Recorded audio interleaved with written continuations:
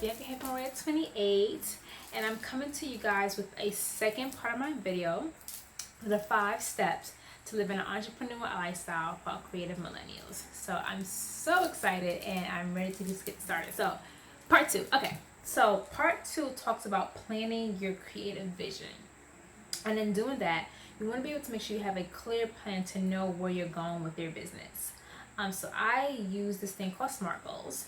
Not only do I use it in my business, but I use it as far as my professional life because I'm a clinician. So when I had to develop ISPs or individual service plans for my client, I had to use S.M.A.R.T goals in order to create plans for them that was going to be realistic for them to actually achieve while they were in the shelter setting.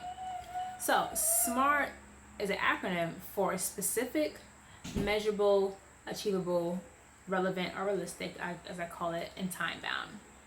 And with that, you go through each phase to kind of make sure when you plan a goal that it fits all of those criteria. So first one being specific. You want to make sure you have a specific goal, something that is kind of like broad, but also something that you're able to, that's significant to you. So for me, my specific goal would be like, I want to be a creative millennial life coach. It's broad. I started big so that I can narrow it down, and then from there I worked on why it was significant, because I want to be able to help people. I want to help creative millennials get over their fears and anxiety to become entrepreneurs. That's what I want to do.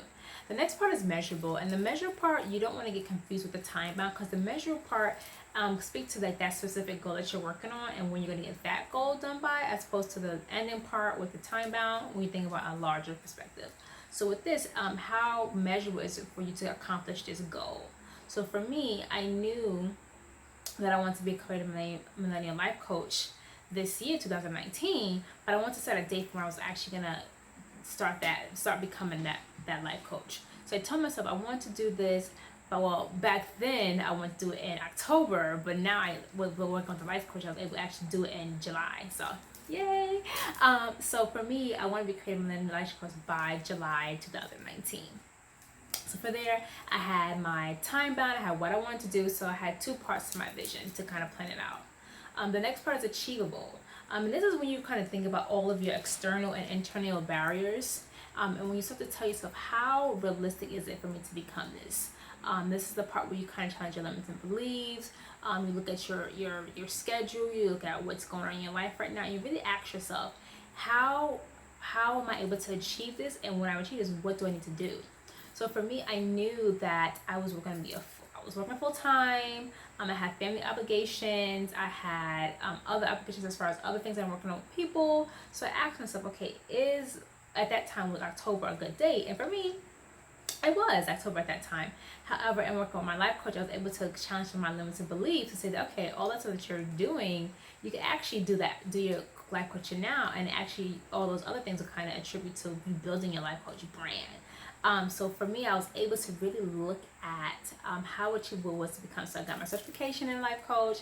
I'm already a licensed clinician, so I was able to help people with their trauma, but also kind of talk about life coaching as far as like where they want to do it as far as their future success and their goals from there.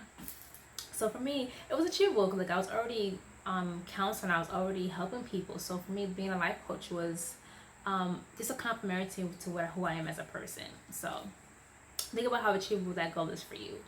The next part will be relevant. I kind of call this realistic because when I work with clients, I want to kind of show them how realistic their goals are. But relevant is a good word too. And this is where you kind of think about how reasonable your goal is, how many resources you have, what's the results you have in regarding that business or that goal that you have set forth. So in relevant, you want to ask yourself, how is that goal relevant to your current life, or how does it attribute to your larger vision? So for me, I knew that as a clinician, I focus a lot on the past, and I kind of want to focus on the future. So I kind of looked at myself saying, okay, Bianca, what would be already complementary to what you wanted to do in life, and how relevant would it be? So I kind of looked at, again, same thing as achievable, looked at all my resources in more detail. So I kind of took how achievable my goal was, and I kind of broke it down. And okay, I was like, all right, I have to work with my family on Wednesdays. I have Monday to Friday at work. What day can I set aside to work on my business? So I said, okay, put it on Saturdays. And then from Saturdays, I made a goal that every Saturday I was going to work on my business for 3 hours. So it fits into my schedule, but I'm also able to focus on building that brand and that vision. So, and the last part be time bound, and this is the more broad setting as far as your vision. So for me, my whole vision is to end generational poverty. That's Bianca's vision as a whole. However, within decreasing or eliminating generational poverty for people and for families, I took life coaching as one of the aspects where it's going to kind of be a ricochet to my other goals and dreams. So for me, if I could teach millennials to get over their fears and anxieties of being life coaches, of being creative or being entrepreneurs, it could then be a catalyst to kind of helping people get out of poverty. Because in order for you to eradicate, or in order for you to build generational wealth, you have to have a 3-tier system. So for me, I chose millennials, their children, and their parents. So that's my 3-prong there, and then from there it kind of contributes to my bigger vision. So I'm going to give you guys an example of the SMART goal I gave myself when I first created this, or first started pursuing my life coaching business, and I kind of show you how I took apart everything to kind of the SMART goals process. So my goal is to be a full-time entrepreneur by December 21st, 2020. I will do this by reciting my creative affirmations 2 minutes every morning. I'm working with my business coach to assist me in building and launching a successful life coaching program that attracts 4 clients a month at a rate of $100 per client. And doing this, I will reach my sales goal of $4,800 a year and use that money for other Royal 28 business ventures in 2020. But kind of very specific, right? So I'll kind of even put the example of it in the description as well. So let's kind of break apart. So for me, my goal was to be a full-time entrepreneur by December 31st, 2020. Oh, sorry, December 21st, 2019. Scratch that. December 31st, 2019. So that's my specific goal. So my measurable, I will do this by 1, reciting my creative affirmations 2 minutes every morning. I will work with my business coach to assist me in building and launching a successful launching program. And then it was going to attract me 4 clients a month at the rate of $100 per client. And I will reach this and at the end, it will be achievable to reach my goal. So the measure part is affirmations every 2 minutes, work with my business coach for her to be able to kind of create and launch this program. Achievable would then be, I want to reach a sales goal of $4,800 a year. So in order for me to do that, I use my measurable goals to make whatever's achievable, so they kind of complement each other, so I'm able to reach my goal at the end of the year.